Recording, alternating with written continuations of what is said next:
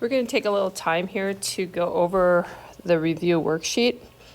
If you look at the first page, it says Christine Dirks owns a service business called Enhancing Wealth, which uses the following accounts. And there is a list of all of your accounts. Directions: prepare a chart of accounts, arrange accounts in the correct order. Use a 3-digit accounting number and number the accounts within the division by tens. Include general ledger division titles in the chart of accounts. Okay, so we're going to take the accounts that are listed up here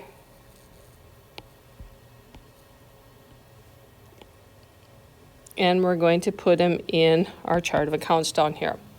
So as we go through that, the first thing we do is on the first line, we write the name of the business and chart of accounts. On the left side of your chart of accounts, we have our assets.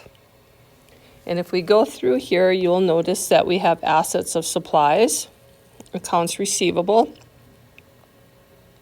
prepaid insurance, cash, another accounts receivable, and that looks like it. Okay, so we're going to start numbering them in the hundreds. So we go through, our first account is 110, cash. 120 would be accounts receivable, and 130 would be accounts receivable. And then remember, we do alphabetize their last names. So L comes before T. And again, remember, our assets are listed according to how liquid they are. And then we'll go down to 140 will be our supplies, because supplies is more liquid than our last one of prepaid insurance.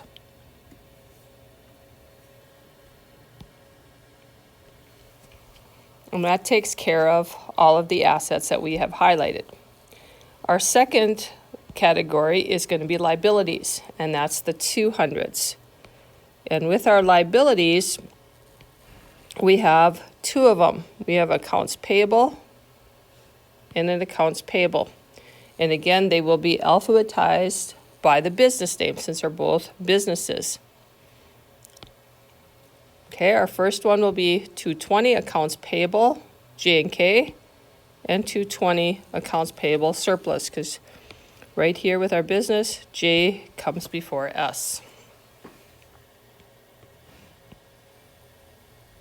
Okay, the third category then on the left side will be our owner's equity accounts. Okay, we have two of them. We have our capital account and we have our drawing account.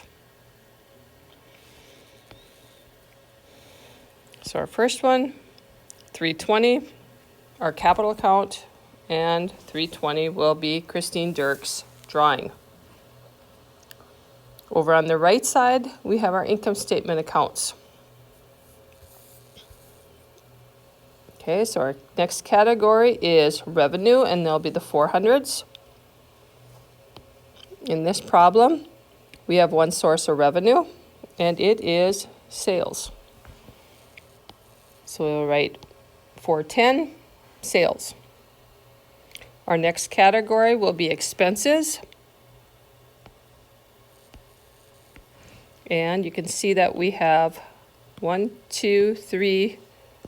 expenses listed there. So we will alphabetize them. First one, 510 is advertising. 520 is delivery. 530 is miscellaneous expense. And 540 is rent expense. So again, on your chart of accounts, the left side of your chart of accounts is for assets, liabilities, and owner's equity. The right side is for revenue and expenses. Okay, going on to the second part, it says, after the chart of accounts has been completed, 2 new accounts, utility expense and accounts payable, are added. Assign numbers to the 2 accounts. So what we'll do is we'll just go down here and we'll write new accounts. Our first one is to accounts payable, or we'll have the account title and account number. Accounts payable, Monson. So that one would go into right here, this So we would choose the middle of the road account here, which is account 210, or I mean 215, sorry about that. Our other one is utility expense. Alphabetically, it belongs down here. So the number we will assign is 550. Going on to the second page of our assignment. It says, open general ledger accounts on the next page for each of the following accounts: cash, capital, drawing, sales, and delivery expense. So when you did that, all you had to do is write in cash, the account number, capital, account number, drawing, account number, sales, account number, delivery expense, account number. That is opening your accounts. And again, you put them in the same order as they fall on the chart of accounts. Okay, so we've done that one. Next, we're going to post the separate amounts on each line of the journal's next pages. And you can see that this is a partial worksheet or journal, and this is the other part. And you can see it's just showing you partial because you can see there's a little bit of space missing there. Okay, so it says post the separate amounts on each line of the journal's next page. So we will post this amount, this amount, this amount, and this amount. Those are our separate amounts in our general debit and credit. So this amount will be posted to our capital, this one as a debit to delivery expense, this one to drawing, and this one to delivery expense. And again, there is nothing that you need to post on this line because there's nothing in those spots. Okay, so those four postings, your capital should look like this. Here was your posting. There's your balance. The second one was delivery expense. It's from page 1. Your third one, remember the last step of always posting is to write your account numbers in there. The third one is right here to Christine, the drawing.